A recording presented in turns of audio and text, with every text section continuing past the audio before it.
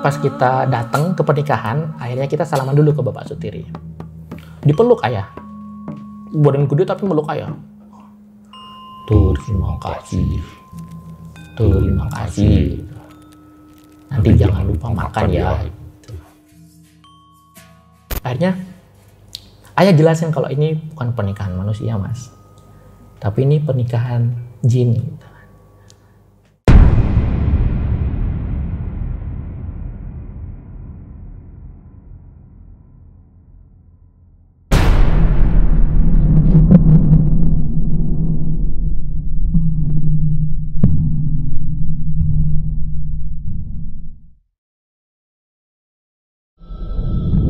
Om Mamat, obrolan malam Jumat. Kembali lagi bersama gue Fajar Aditya. Kali ini di Om Mamat season 3. Kamu yang takut atau mereka yang lari?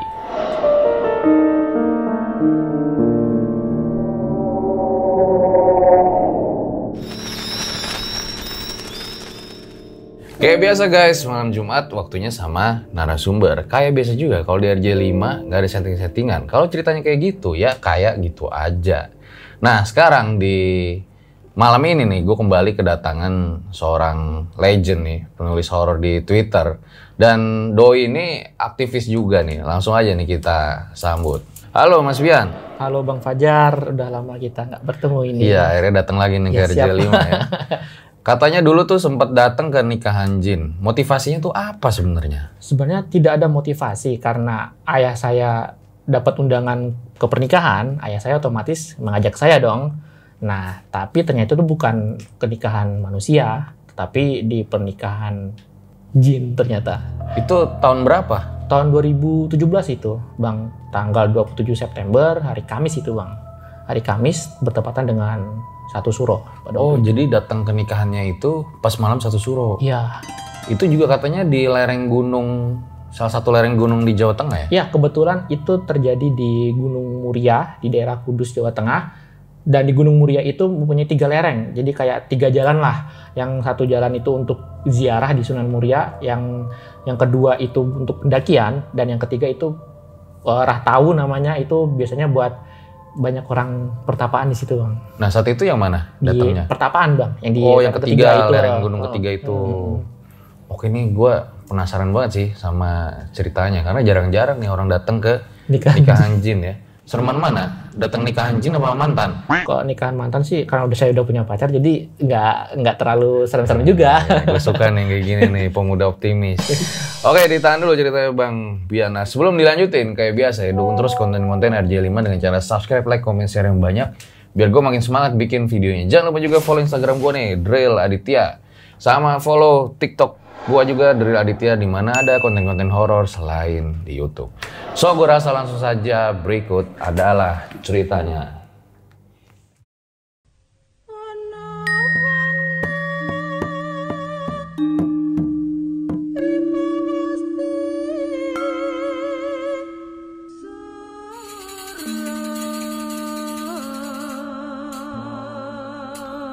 Ini spirit doll, Bang. Taringnya ini ada 6 dia. 7. 7, Bang. Salah lagi. Lo ngerasa ada hawa apa sama ini? Ini bener spiritual, Bang. Iya. Jadi kenapa dia kayak pohon gitu, hutan ya? Ini konsepnya green zone, jangan tebang hutan. Oh. Gitu. Iya. Boleh diceritain Bang, awal datang ke nikahan jin tuh kayak gimana? Pada waktu itu saya di Jepara, Bang. Di Jepara saya tinggal sama orang tua saya, ayah, mama, dan adik saya. Jadi berempat satu rumah? Berempat satu rumah. Jadi kalau di Jawa itu, kalau di mana? Di depan rumah itu udah sepi banget, Bang. Itu pada waktu itu kita makan malam habis Isya, Bang. Habis Isya itu, kalau di Jawa Tengah atau Jawa Timur biasanya itu masih sepi banget. Oh, udah sepi ya? Kecuali di dekat jalan raya. Kebetulan rumah saya nggak di dekat jalan raya, jadi sepi banget, Bang. Kalau masih hutan-hutan gitu? Enggak, kalau hutan masih enggak. Cuma waktu itu di depan rumah saya ada pohon kelapa, ada pohon. Oh, jadi masih banyak kebun-kebun. Masih banyak kebun-kebun pada waktu itu. Pada waktu itu kan Senin malam, Bang. Senin malam itu ketika udah sepi kan otomatis ketika tinggal 4 orang doang kan, pada di rumah ya udah pintu kunci aja gitu loh. Pasti kunci. tiba-tiba ini pas kita lagi makan bang, kita makan ya biasa kalau lagi kumpul bareng ya makan bareng. Nah pada waktu itu pas kita lagi makan bang, lagi makan bareng ada ayah ada mama, tiba-tiba yang pintunya kekunci itu tiba-tiba di depan ada orang. Tuk, tuk, tuk. Assalamualaikum. Bapaan. Ayah berhenti makan, kita juga berhenti makan dong bang, otomatis gitu kan. Nah di situ ayah ngomong dari ruang tengah, siapa ya gitu. Pas dijawab, ini pak, orang luar itu bilang, ini dari Bapak Sutiri gitu. Ayah langsung kaget. Bapak Sutiri, oh ada apa dengan Bapak Sutiri gitu. Ayah otomatis ingat, pasti sebelumnya pasti ada kejadian kan bang. Pasti ada kejadian kan, dan ayah doang yang tahu itu tuh. Ayah, mama, adek, sama saya juga nggak tahu. Tapi otomatis ketika dengar Bapak Sutiri itu ayah kayak kaget, tapi ya biasa-biasa aja, kaget tapi biasa aja gitu loh bang. Setelah itu ayah ngomong, ada apa dengan Bapak Sutiri gitu. Terus yang orang di luar itu bilang, mau nikahin anaknya. Mau nikahin anaknya dan bapaan sama anaknya diundang untuk hari Kamis malam. Terus ayah yang masih di ruang tengah itu bilang, ya udah kasih salam buat Bapak Sutiri, saya Kamis malam akan datang sama anak saya. Setelah itu, oke Pak, terima kasih. Habis itu hilang, nggak ada suara lagi. Loh, kok nggak disamperin ke depan sama ayahnya? Nggak tahu itu, mungkin karena ayah punya feeling seperti ayah punya feeling itu entah makhluk halus atau apa. Karena nanti akan saya jelaskan bahwa saya ini sih kenapa sih bisa sampai ayah saya diundang. Sempat ditanya sama ibu, kenapa kok nggak samperin ke depan? Setelah ini saya mama bilang gitu, kok nggak ada tamu, kok nggak disamperin ke ini, nggak dibukain pintu gitu kan. Nggak usah, ya udah hafal gitu kan. Ya udah hafal gitu kan. Saya langsung bilang, wih kenikahan ya gitu. Ayo ikut dah gitu kan. Apalagi saya waktu itu belum pernah kenikahan sama sekali, kenikahan teman atau kenikahan orang lain. Pokoknya saya excited banget gitu loh bang ke nikahan itu. Apalagi kayaknya ayah itu ini kenal banget sama Bapak Sutiri gitu. Saya kira orang besar, orang-orang pejabat gitu kan, otomatis makanannya enak-enak. Ternyata bukan. Dan itu nanti akan saya ceritakan ini bang. Setelah itu ayah bilang kayak gini, Kamis sore kita berangkat dari rumah ya gitu kan. Sama kamu harus pakai yang rapi gitu, pakai yang rapi itu. Udah, saya habis itu berangkat. Akhirnya Senin malam, kita pas Kamis sorenya, akhirnya kita persiapan untuk berangkat. Pakai motor metik tuh bang. Dari Jepara ke Kudus itu kira-kira waktunya 30 menitan bang. Tapi kalau kerah tahu itu biasanya 15 menit buat naik bang. Jadi 45 menitan gitu loh bang. Itu jadi nggak ada undangan fisiknya ya? Nggak ada undangan fisiknya. Cuma obrolan dari orang yang di luar pintu itu bang. Iya. Tapi ayah udah otomatis tahu. Karena mungkin karena udah kenal atau apa. Dan itu ada latar belakang kisahnya itu bang nanti bang. Oke. Nah. Kita perjalanan bang, sore menjelang maghrib lah pokoknya jam 5-an. Kita perjalanan itu ke Kudus. Setelah sampai Kudus kita belok ke kiri, kita naik ke Gunung Muria. Itu apa namanya lewat jalur Rahtawu itu loh bang. Nah kalau jalur Rahtawu kan pasti kan agak nanjak kan. Nah dari perjalanan kita mau ke lereng itu bang, itu motor metik itu kan biasanya kan kelihatan bang kalau lagi ngeden, maksudnya apa ya kayak ada yang ketahan kalau nggak rasa berat gitu loh bang. Nah itu selama perjalanan itu ketahan dan berat bang. Nah aku tanya, ya ini motor metiknya kenapa gitu kan? Kok ada yang nahan gitu, kayak ada yang nahan gitu kan? Saya bilang sambil ketawa ya. Itu mah ada yang ngawal dari pengawalnya Bapak Sutiri gitu.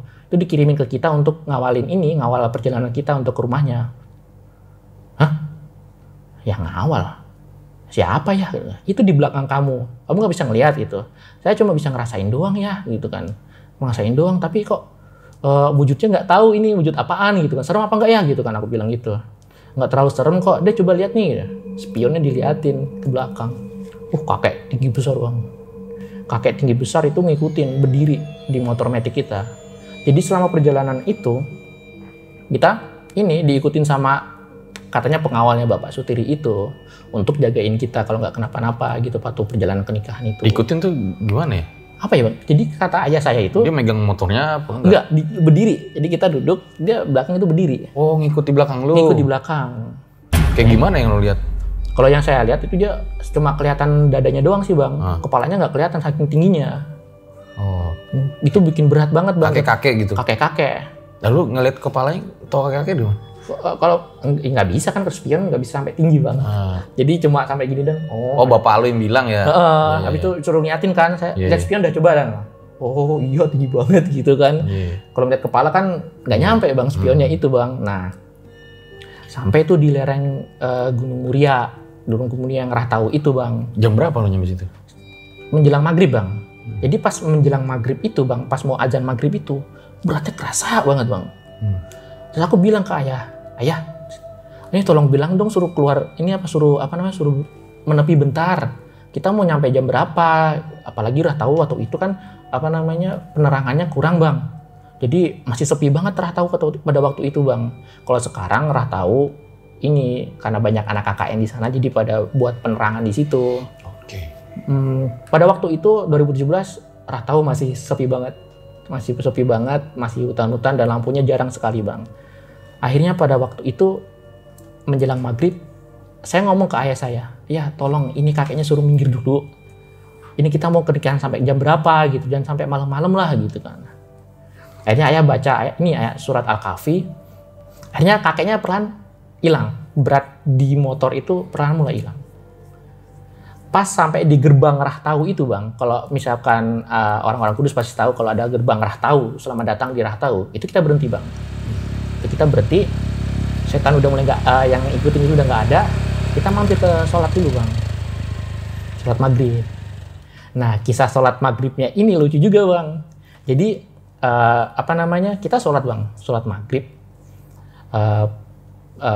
Al-Fatihah kan kita kan, Bismillahirrahmanirrahim, Alhamdulillahirrahmanirrahim, waladhdallin, itu yang makmumnya kan saya aja Bang. Ternyata yang ngaminin itu 2 orang Bang, jadi waladhdallin, saya ngomong amin. Samping saya tuh kayak kelihatan amin.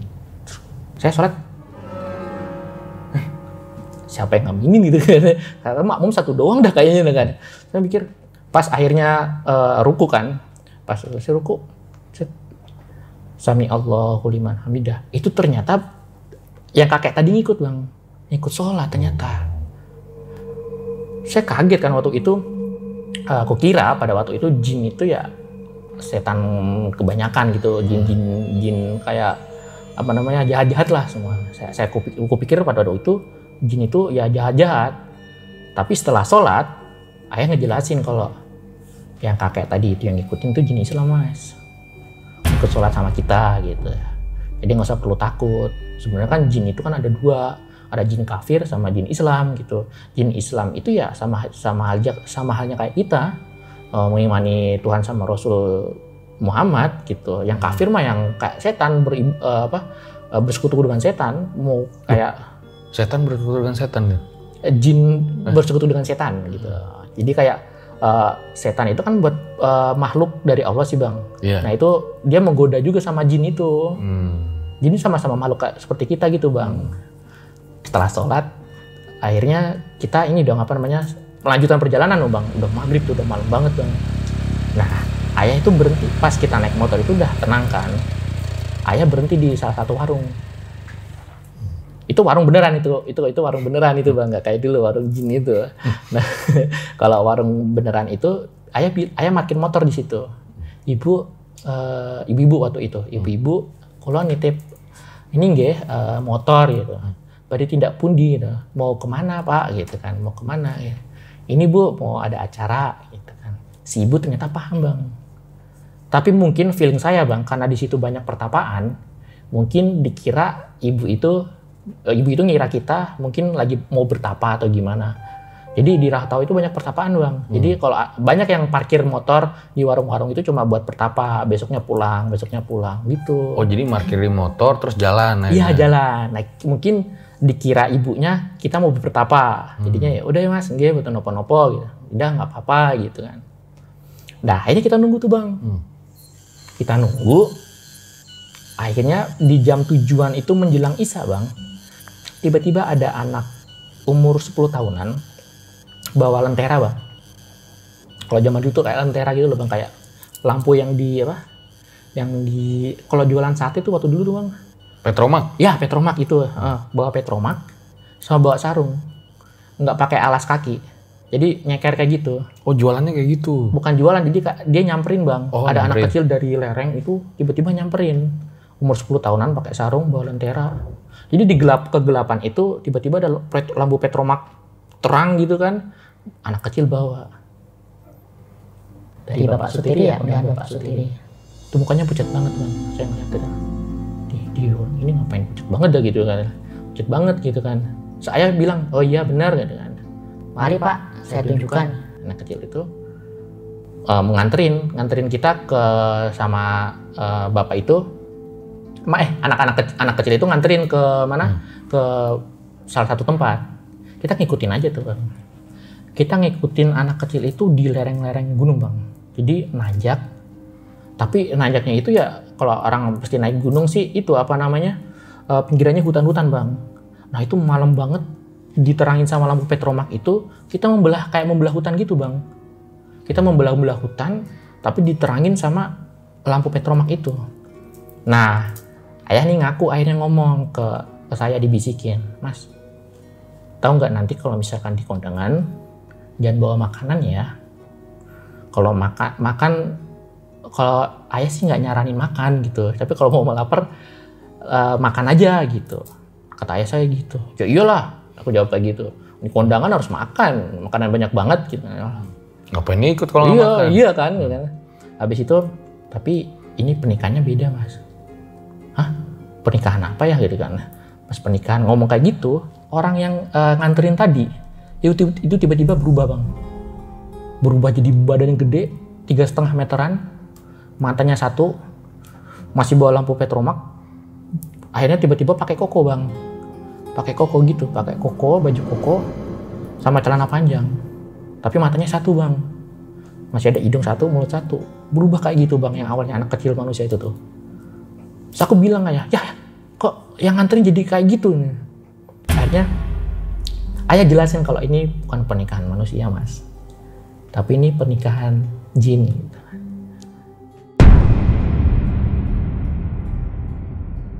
Buat kalian yang punya pengalaman horor nyata, bisa kirim cerita kalian ke email rj5 atau DM Instagram rj5.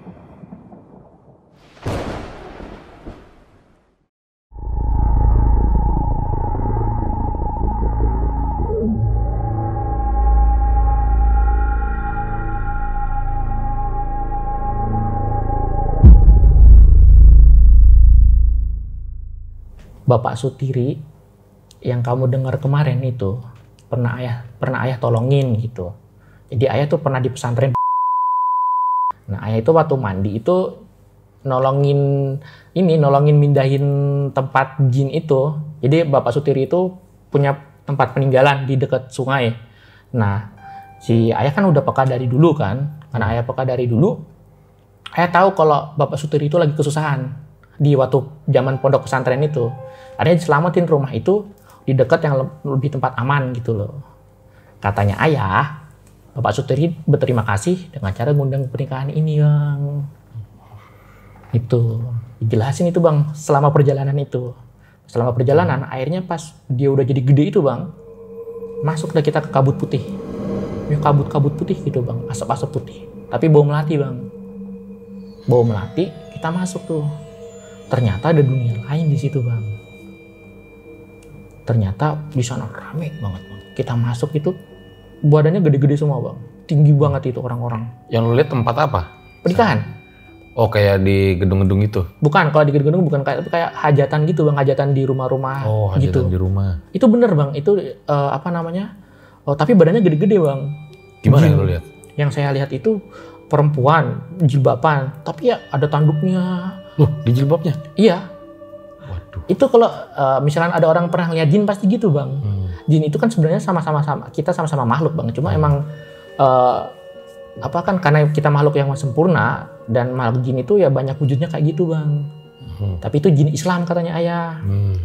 Ketika jin Islam, ya udah akhirnya kita masuk tuh. Yang nganterin tadi udah berubah jadi gede. Langsung ayah, saya kaget dah, saya kaget. Nah, ini pernikahan kayak gini gede banget. Kita kirain jin itu kan kecil orangnya bang. Ternyata gede-gede. Kursinya gede banget, mejanya gede banget. Makannya juga mewah-mewah bang. Apa aja makannya? Makannya itu apa ya? Nanti deh, belum deh bang. Belum salaman dulu kita. Pas kita pas kita datang ke pernikahan, akhirnya kita salaman dulu ke Bapak Sutiri. Dipeluk ayah. Badan gede tapi meluk ayah. Terima kasih. Terima kasih. Nanti jangan lupa makan ya. Bapak Sutiri ngomong kayak gitu di pelaminan kayak gitu. Nah, yang nikah itu anaknya yang cewek itu dinikahin sama sesama jin juga bang. Jadi Bapak Sutiri tuh ngarahin, ini loh anak saya, ini anak saya mau udah nikah gitu, sama jin. Ini anak kamu, badan gede sambil nunjukin ke saya bang. Ini anak kamu. Saya ngangguk aja, ngangguk. Ya, saya anaknya Bapak Aan gitu kan. Akhirnya diceritakan untuk makan. Nah, makanannya banyak banget bang. Ada soto kudus. Itu soto kudus itu ada bang. Tulisannya soto kudus. Di dunia jin itu ada tulisan soto kudus, ada rendang, ada apa banyak bang. Itu. Rendang ada juga? Ada bang. Tapi nggak tahu itu rendang daging apa itu. Nah, es dawet?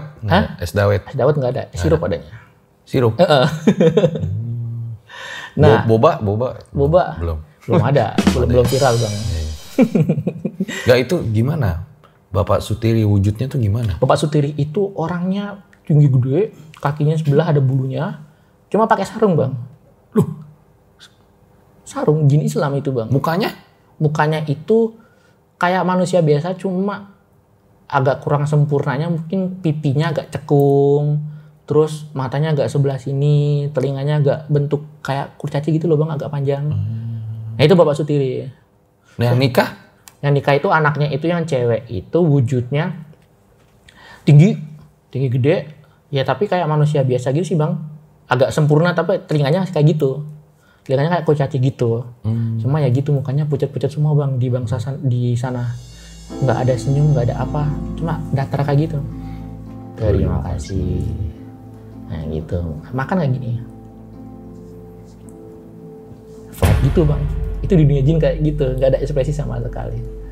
Setelah Bapak Sutiri itu mempersilahkan kita untuk makan, saya ya karena lapar kan bang, perjalanan jauh, makan ambil semua gitu. Soto kudus saya ambil, rendang saya ambil, ada makanan semua, kue-kue saya ambil bang, saya habis saya makan gitu, nyoba-nyobain. Nggak takut ya? Nggak? Nggak takut ya? Nggak takut. Karena kan udah agak biasa gitu kan, dik sama ayah ngomong jangan takut gitu kan.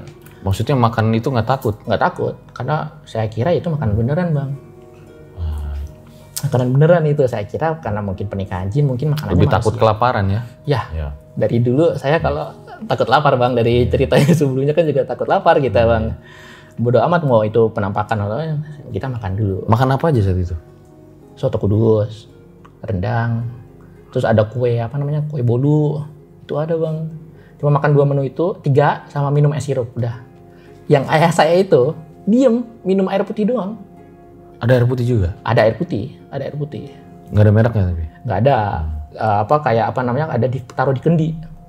Air putihnya di kendi? Di kendi. Jadi kendi kecil gitu bang, kayak segini. Tapi bentuknya kendi. Tidak ayah minumnya di kendi. Dekorasinya gimana? Dekorasinya kayak ada tanda Jawa yang lama bang. Tapi ada janurnya. Jadi kayak kayak bikin pondasinya bukan besi tapi kayak kayu gitu bang, kayak pendopo gitu, cuma ya tradisi Jawa nikahan lama lah gitulah. Tapi kayak gitu bentuknya gede-gede semua bang. Ayah saya cuma minum doang bang. Aku mikir, sayang banget sini doang cuma minum air putih kan. Saya mau makan aja bodo amat kan. Terus abis itu setelah makan ya nama juga ingat orang tua, mama sama adek di rumah kan. Bolu ini saya bawa bang. Jadi makanan-makanan yang itu saya bawa, saya ingat sama mama sama adek. Ini saya bawa taruh di jaket. Waktu itu saya pakai jaket bang. Oh bukan inget rampok loh. Iya. Nah, terus? Rasul banget ya.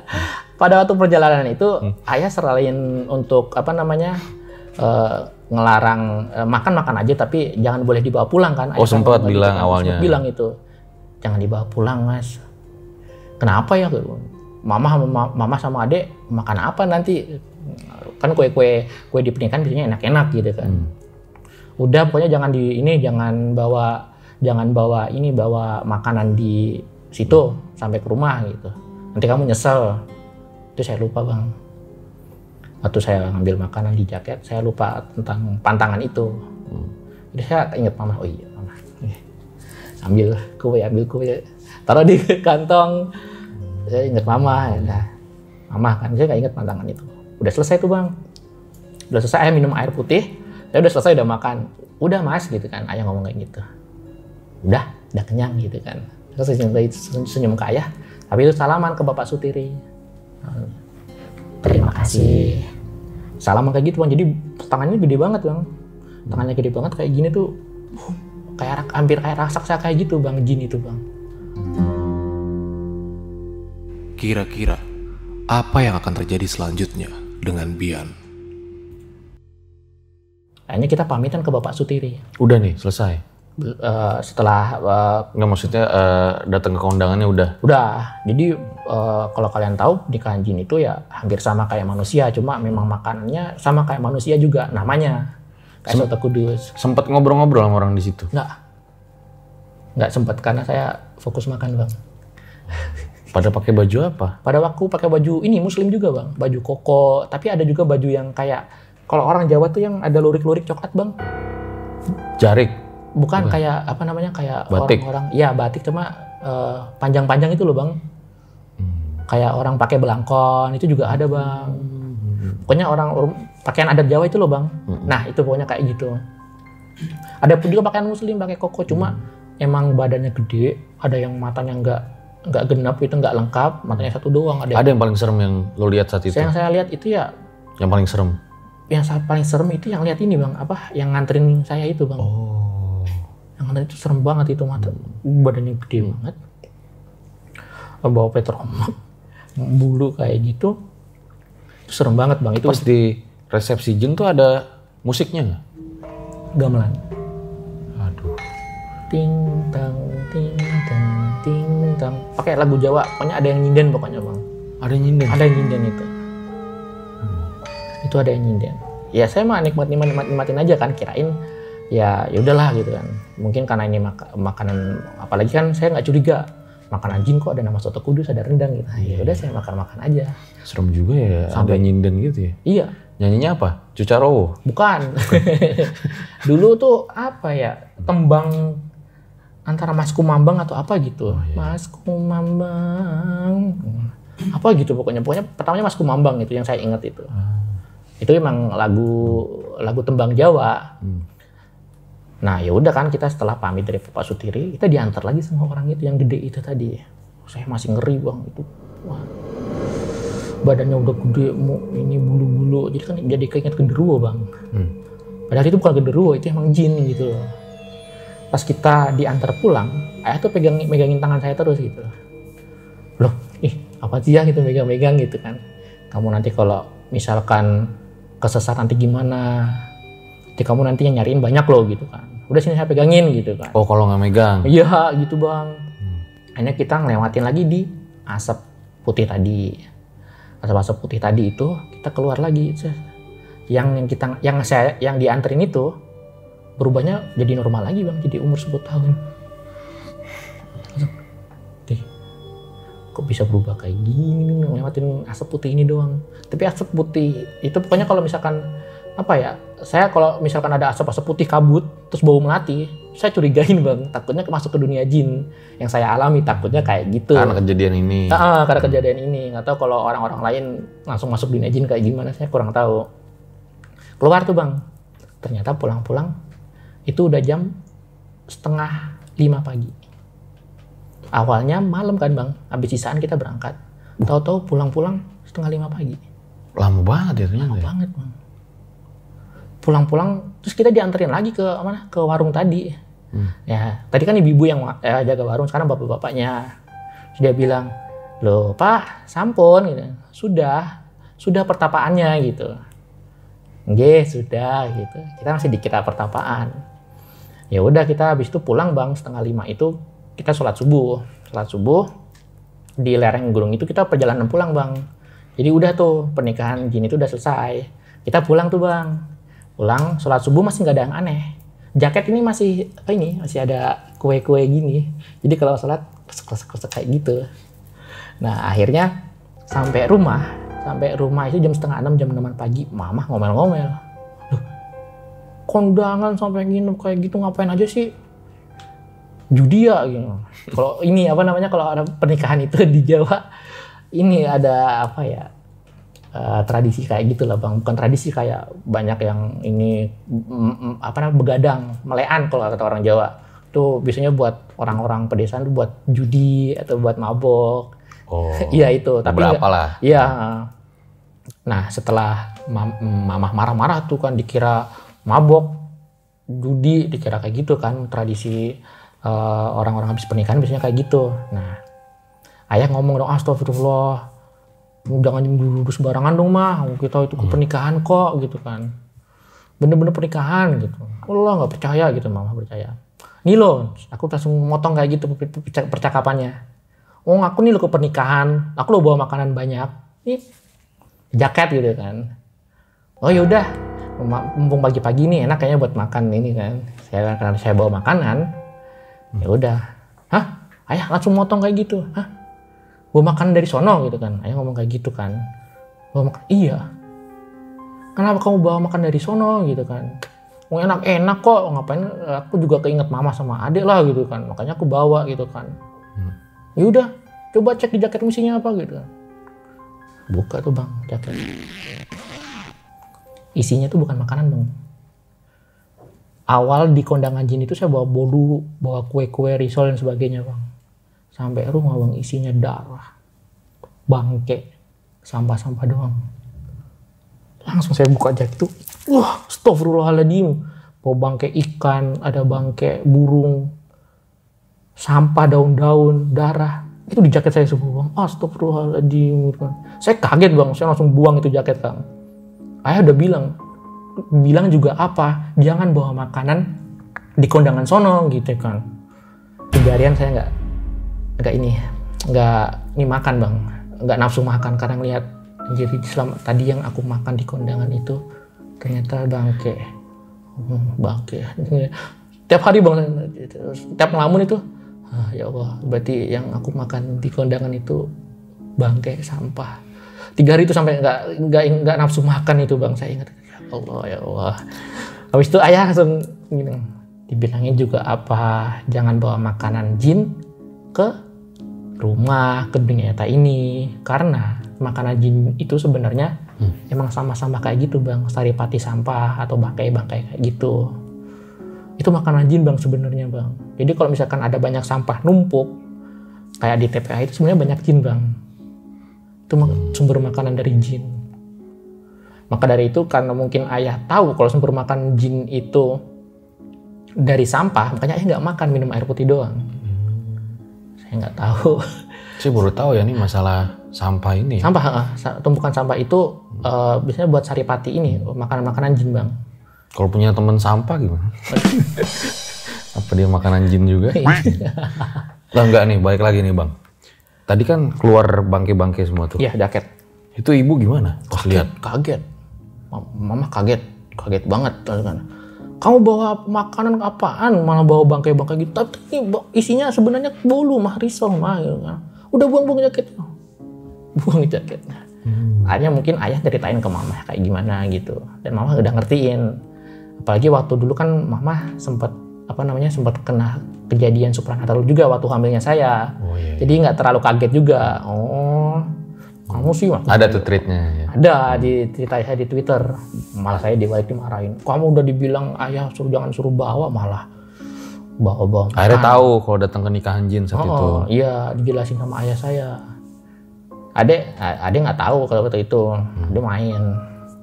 Udah, makanan jin dari sampah Mas, jangan dibawa. Ngeyel banget tuh. Marahin saya sama mama saya. Akhirnya ya udah, Itu pengalaman saya di kenikahan jin seperti itu, Bang. Akhirnya di situ ibu juga diceritain ya sama ayah ya? Sama ayah. Kalau Pak Sutiri itu memang temenan? Iya, temenan awal dulu waktu di pesantren. Masih suka ini juga sama Pak Sutiri itu? Enggak, udah enggak sekarang. Udah enggak sekarang, udah karena mungkin ayah takut kenapa-napa juga sama anaknya, jadi kayaknya udah putus kontak sekarang. Yang penting udah dikasih, udah balas budinya dengan cara ini, si Pak Sutiri itu dengan balas budi terima kasihnya dengan cara ngundang itu. Ya karena ayah hadir, ya itu udah balas budi juga, jadi nggak perlu lagi lah kontak-kontakan sama jin sekarang gitu. Kenapa ya, kok balas budinya diundang nikahan ya? Ya karena mungkin diundang ke nikahan, mungkin ini kali dikasih makanan banyak mungkin atau apa gimana. Oh, padahal kan nggak dimakan juga ya sama bokap ya? Iya, saya yang makan itu. Saya yang makan itu, Bang. Nah setelah kejadian itu ada kejadian yang dialamin lagi? Setelah itu banyak sih, cuma saya cerita di Twitter, Bang, itu, Bang. Enggak yang berhubungan sama nikahan jin? Enggak, udah. Itu udah, berarti 3 hari aja tuh nggak kayak nggak nafsu makan ya? Sampah, Bang. Jadi jaket itu darah, sampah, bangkai. Padahal pas dimakan itu enak. Rasanya enak? Enak banget. Enak banget, Masya Allah. Sampai makanan jin enak banget ternyata gitu ya. Totalnya sampai rumah aku bawa makanan sampah kayak gitu. Oke deh, nanti bakal banyak pertanyaan di closing.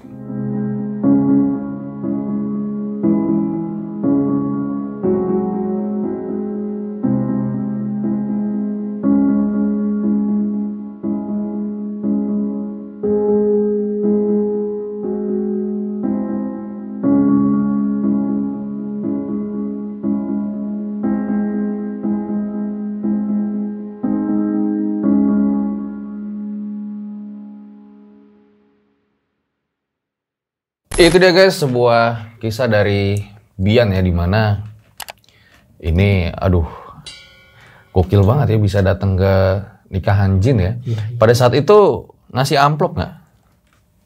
Nggak tahu sih, Bang. Ayah saya kayak nggak tahu ngasih amplop apa enggak, tapi kayaknya ngasih ini juga sih kayak doa-doa apa gitu loh, Bang. Cuma ngasih amplop kayaknya enggak. Saya nggak lihat ayah nggak bawa nyiapin amplop juga tuh. Berarti enak juga ya.